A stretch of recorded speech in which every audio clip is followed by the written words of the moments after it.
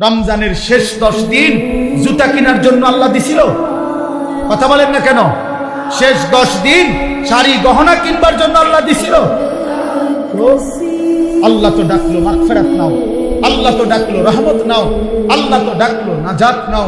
একটা পূর্ণ রমজান গেছে, আল্লাহ ডাকতেছে মহিলাটাকে, হে আমার বান্দি রহমত নাও, মাগফিরাত নাও। শেষ দশকে আল্লাহ ডেকে বলে, আমার ইমানদার বান্দি নাও, জাহান্নাম থেকে মুক্তির পরওয়ানা নাও। আর ওই নাফরমান নারী, ওই বেহায়া নারী বলে, এই মাওলা, তোমার জান্নাত আমার লাগবে না, তোমার নাজাত আমার লাগবে না, তোমার এনে তুমি রাখো, আমি জুতা কিনতে যাইতে আছি, আমি মার্কেটে যাই জুতা কিনতে। মনে রাখিস, তোরে জুতা দিয়া পিটবে, জুতা দিয়া, জুতা দিয়া পিটবে, জুতা দিয়া। বললাম বেহায়া নারী, মনে রাখিস, তোরে জুতা দিয়া পিটবে, তোরে ফেরেশতা জুতা দিয়া ফিরবে। কার আহ্বান প্রত্যাখ্যান করবে? রমজানের শেষ 10 দিন জুতা কেনার জন্য আল্লাহ দিছিল? কথা বলেন না কেন? শেষ 10 দিন শাড়ি গহনা কিনবার জন্য আল্লাহ দিছিল? আল্লাহ তো ডাকলো মাগফিরাত নাও, আল্লাহ তো ডাকলো রহমত নাও, আল্লাহ তো ডাকলো নাজাত নাও। তুমি কও না আমার এডি লাগতো না, আমার জুতা, আমার দরকার জুতা, আমার দরকার শাড়ি, আমার দরকার ফেয়ার এন্ড লাভলি, আমার দরকার গহনা। আমি রাস্তার পুরুষ দেখাবো, আমি বখাটেরা রেডি হয়ে আছে আমার রূপ দেখার জন্য, যৌবন দেখার জন্য।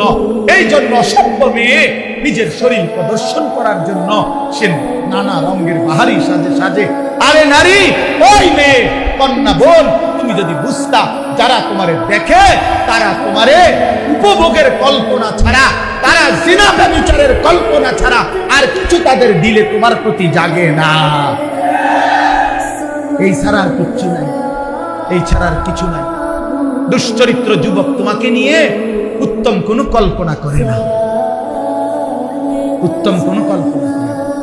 অতএব দয়া করে বন্ধু বলেন, নবীজি যখন দেখবে নামাজ নাই, রোজা নাই, জিকির নাই, তেলাওয়াত নাই, ফজরের নামাজ নাই, হালাল উপার্জনের কোনো খবর নাই, ঘরে টেলিভিশন, নাচ গান চলছে তো চলছে, চলছে তো চলছে, আল্লাহর কসম বন্ধু, নবীজি সাল্লাল্লাহু আলাইহি সাল্লাম চোখের পানি ফেলে দিবে আর হাসরের ময়দানে উম্মতকে বলবে, উম্মত, আমি সেই নবী, 23 বছর যেই নবী তোমাদের জন্য সারা রাতও আমি এশার নামাজের পরে দাঁড়িয়ে ফজরের আজান পর্যন্ত আমি চোখের পানি ফেলে তোমাদের জন্য আমি আল্লাহর কাছে মাগফিরাতের দোয়া করছিলাম।